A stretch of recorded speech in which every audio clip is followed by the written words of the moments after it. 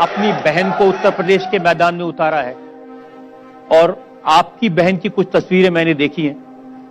मैं आपको दिखाना चाहता हूं कि कैसे वो रहती हैं और किन हालात। और मुझे पता चला कि जब वहां लोग जाते हैं तो उनसे पूछते हैं उत्तर प्रदेश का हाल क्या है। ये तस्वीरें देखिए।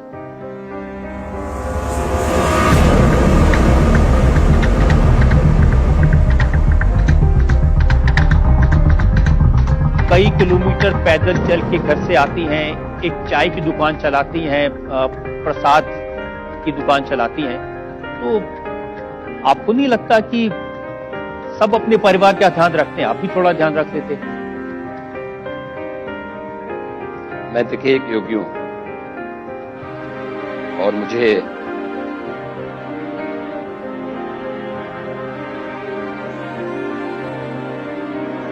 पूरे प्रदेश का ध्यान रखना होता है और मुझे लगता है कि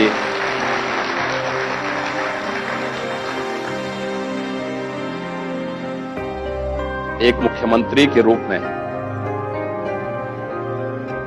मैंने अपने राजधर्म का शपथ ली है, परिवार का नहीं।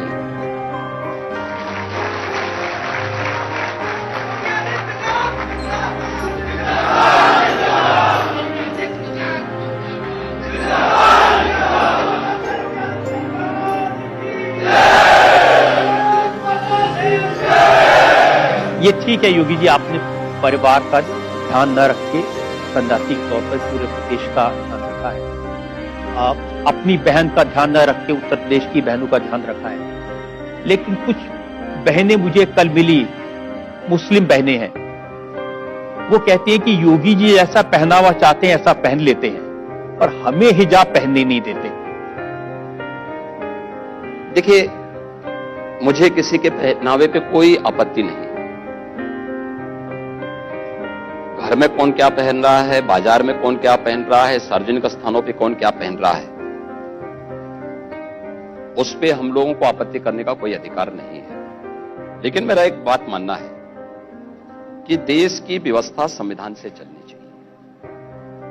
ये सबके हित में है। देश का संविधान अगर न हो तो क्या 3 तलाक जैसी कुप्रथाओं को हम रोक पाएंगे? कभी नहीं। और इसलिए व्यक्तिगत आस्था, ऐसा नहीं कि भारत के अंदर हमारे पंथ और संप्रदाय न हो। कुंभ जैसे महापर्व यहां होते रहे हैं और कुंभ जैसे महापर्व के अवसर पर एक समय ऐसा भी था जब अखाड़े पहले स्नान करने को लेकर के संघर्ष करते थे, लड़ते थे, भिड़ते थे, खूनी संघर्ष होता था।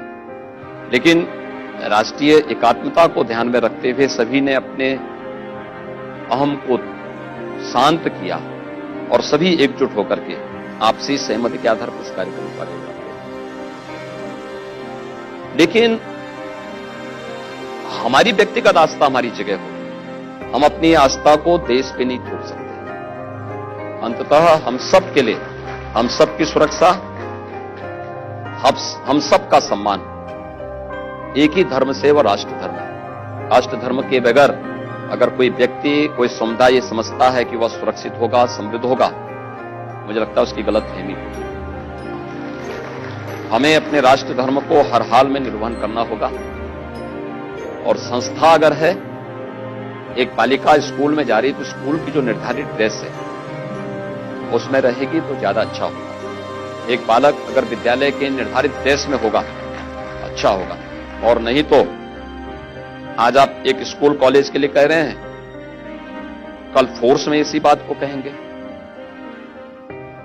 आपने देखा होगा, माननीय न्यायालय ने तो बहुत बार इस बारे में भी बहुत स्पष्ट रूप से कहा कि कहीं भी हम अपनी फोर्स में इस प्रकार की अनुमति नहीं दे सकते कि जिससे वह एक समुदाय विशेष का प्रतिनिधित्व करता हुआ दिखाई दे। एक सही मायने में उसका एक सेकुलर स्टेटस दिखना चाहिए और उस भावना को हमें सम्मान देना ही होगा। संस्था के अनुशासन को तार-तार करने की अनुमति और उसमें अनुशासनहीनता को फैलाने की छूट नहीं दी जानी चाहिए। आप स्कूल की बात कर रहे हैं। असदुद्दीन ओवैसी साहब तो कर्नाटक के इस इशू को यहां ले आए और उन्होंने कहा कि एक दिन हिजाब पहने कोई महिला इस देश की प्रधानमंत्री बनेगी।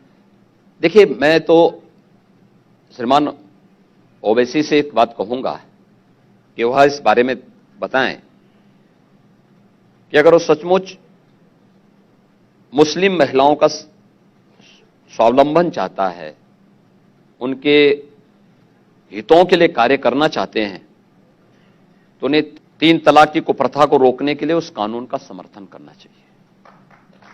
अगर वह समर्थन करते हैं तो हम मानेंगे कि वास्तव में वह मुस्लिम महिलाओं का भला चाहते हैं।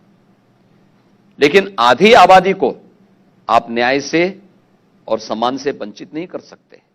अभी भी बहुत सारे लोग हैं